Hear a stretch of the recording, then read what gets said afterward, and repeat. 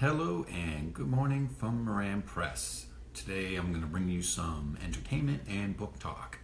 I'm going to leave the news to others. Everyone else is going to be obsessed with the latest developments on MSNBC or Fox, whatever your method of getting news of choice is. But I'm going to focus on books today. So what I'm going to do is just pick a book off the rack from Moran Press, and I'm going to talk about it a little bit and read a little sample, because I just think that I want you to experience our books a little more. So the first title I'm going to talk about today is Bondage Night.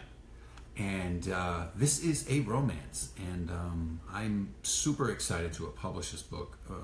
And I really want to have more people experience this. So this is really a dark comedy and a romance that is not quite the usual.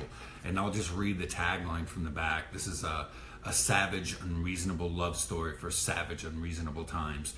This isn't your ordinary happily ever after romance. This is kind of like the whole sordid truth of romance and what comes after that.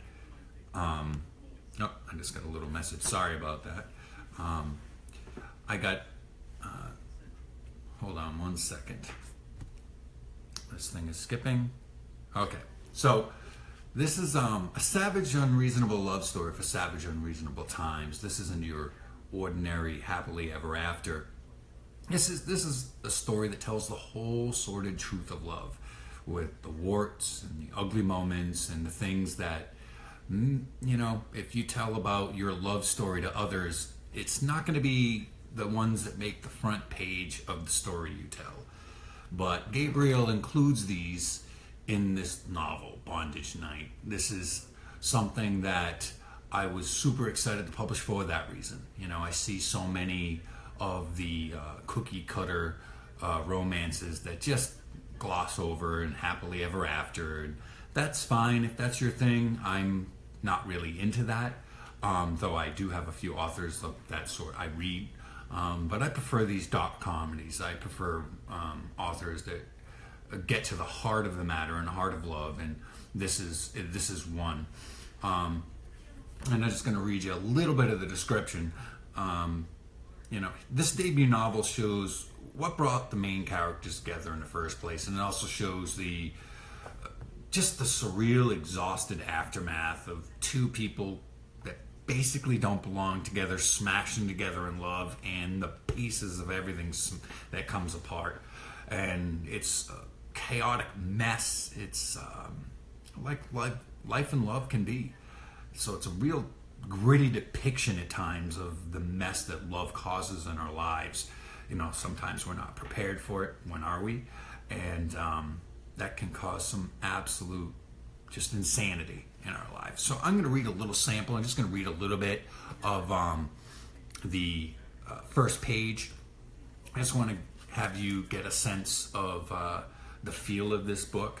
And I see Gabriel is actually commenting on. He's going to do a little video of him reading this, so I certainly don't want to step on his toes about giving a little reading, but I'm so excited about this book that I just want to read a little bit, because the first line is just so super cool. By 11, it was Leo's turn to try out the cross. He had it all worked out in his head. The whole walk over to the stage, the stripper, and the cross itself. This was a comedy. This whole thing was going to be really goddamn funny in either a week or 6 months. That part was going to depend entirely on what Laura thought tomorrow. She had given him her blessing. That blessing could just as easily disappear later. 2 hours from now, she could change her whole mood and decide she'd never agreed to it in the first place. He looked around the bar for her. No idea where she'd run off to.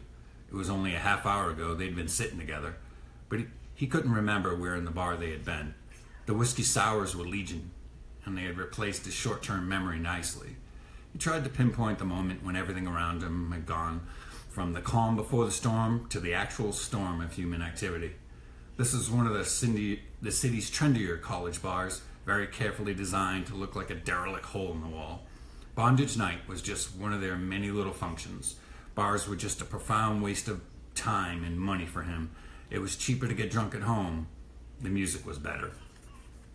And thus begins Bondage Night, the chaotic love story of the two main characters who are flawed and real and This is a book that can push your buttons. This is not the usual romance. So I definitely put a little warning on it, and this isn't going to be trite and genre-y. This is a story that will bite back. You know, there's some unsavory moments and some moments where the characters lose control, and some very unsavory things happen.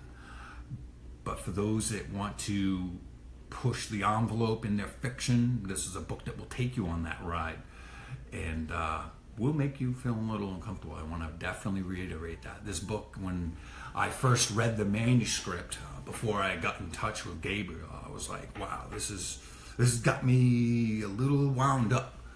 And I had to rethink about it for a minute, and read it again, and books still have me wound up. And there's a couple of really fiery scenes that stuck with me and made me think about them kind of deep in the night, and that's kind of why I wanted to publish the book.